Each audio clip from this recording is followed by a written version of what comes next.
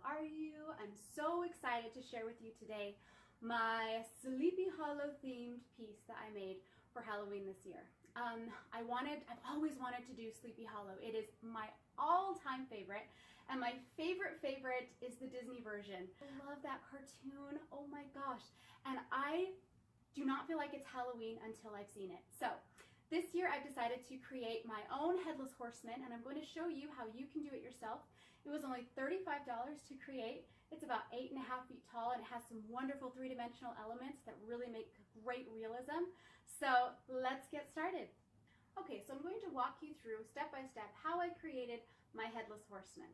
The first thing you're going to need is a very large piece of insulation styrofoam board.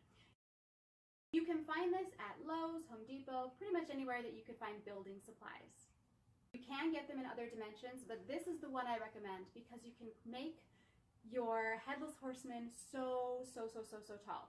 So the next thing you're going to do is you're going to need to find a projector or make your own projector to project the image of the Headless Horseman and get that perfect shape. That's really key. I don't think you want to eyeball this. Even if you're really good at eyeballing, I would recommend using a projector. Now, if you don't have a projector, I'm going to link below the DIY projector that I made for this project. It was so simple. It literally was a box, a magnifying glass, and my phone. It took me about 10 minutes to put it together, and it was amazing. It worked so well. So the next thing you're going to want to do is, using a box cutter, you're going to cut out what you've traced from your projection. So obviously you want to project the image, and then you want to trace that, and then you're going to use a box cutter to cut it out. I like a box cutter because it makes really smooth, like you can do all those little nooks and crannies really easily. I have used heavy-duty scissors on this same material, and I wouldn't recommend it, so a box cutter is the way to go. Once you cut it out, you want to cover the edges, the sides, in duct tape. Now, you don't have to use black duct tape, but I'm going to be painting the whole thing black at the end. You might want to paint it a different color, and that's fine, but black duct tape is easier to cover, especially if you're painting it black. So you're going to want to cover the edges in black duct tape. It doesn't take very long, and I'll tell you why you want to do it. You want to do this because, unfortunately, styrofoam and spray paint don't like each other. Sometimes the styrofoam will actually melt, and I've learned this the very hard way, and I've had a couple projects die because of it. So definitely make sure that you edge the sides of your creation with duct tape. Next, you're going to want to spray paint your entire piece. Spray paint it, let it dry, and then spray paint it one more time, giving it a nice even finish. When you choose your spray paint, be sure you choose one that is good for outdoors, and I would choose one that is a satin finish. When you get a shiny finish, the sun reflects off of it and it kind of distorts everything. And if you use a matte finish, it gets dirty really easily, especially if it's outside. Next, you're going to paint all of the details using a brush and some acrylic paint.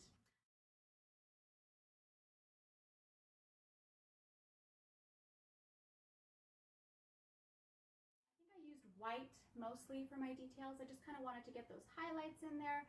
You want to be able to see all of the little details, and you can use your projector again to see the details, or you can probably eyeball this. If you're an artsy person, this is something you could probably do without using the projector, but if you want to be sure, you can use your projector again. Now for the fun part, the three-dimensional elements that really bring it to life. The three-dimensional elements that I'm going to use in this one are the cape. We're going to make a nice, awesome, flowy cape, and a flaming pumpkin. You can purchase flaming pumpkins online for about $20 to $40. You can also find them in stores for that price, and if you're lucky, you can get one on clearance sale for about $15. I decided to make my own simply because I thought, I can make that. I'll definitely show you how to make that as well. But let's start with the cape.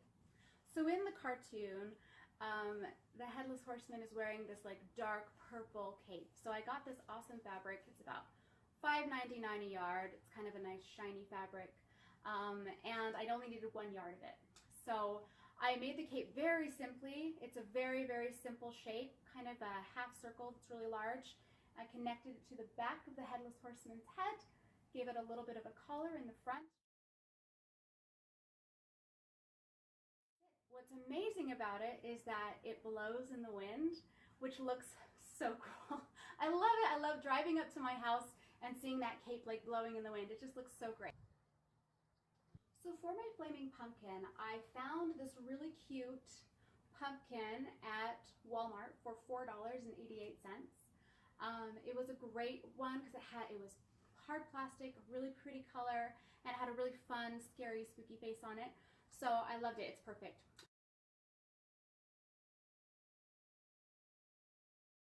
And then I put a red flickering light that you can get anywhere inside.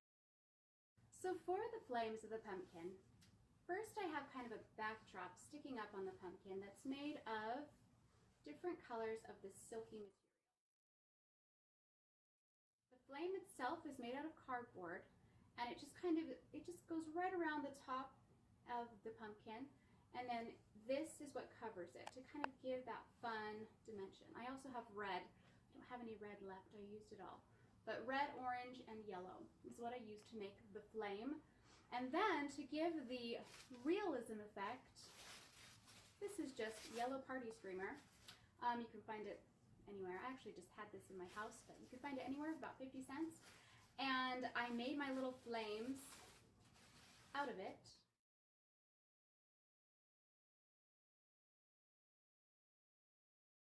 And attach them to a little piece of cardboard.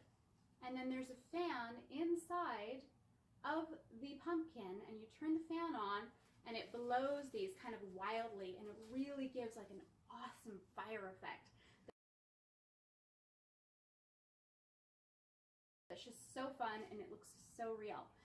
It was a little more tedious than I thought, because you have to kind of figure out how to position the fan, position your little flame.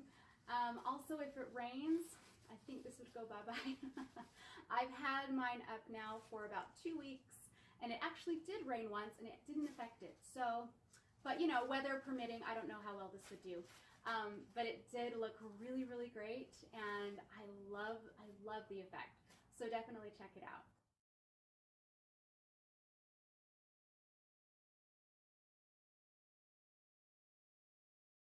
Now for how we get it all to stay.